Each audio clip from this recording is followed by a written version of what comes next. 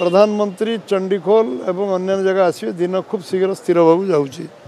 जगन्नाथ दर्शन करेंगे और चंडीखोल बहुत लक्षाधिक जनसाधारण जनसभा भाषण देवे एवं ये सब कार्यक्रम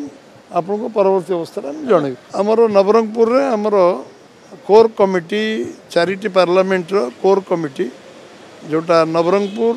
Koraput Kalahandi Balangir core committee election management committee एवं प्रमुख कार्यकर्ता मानकर मीटिंग हम नवरंगपुर रे तापरे बूथ लेवल कार्यकर्ता मानकर सम्मेलन हम आमर पब्लिक प्रोग्राम हम बरमपुर रे एवं पब्लिक प्रोग्राम बारिपदार हम से बूथ स्तर सबु सबु कार्यकर्ता पर्यंत से जोग देवे और पब्लिक जोग देवे बारिपदार 5टी पार्लियामेंट हम बरमपुर रे 4टी पार्लियामेंट हम बारिपदार 4टी पार्लियामेंट हम नवरंगपुर डेट आसिले तो जनइबी किंतु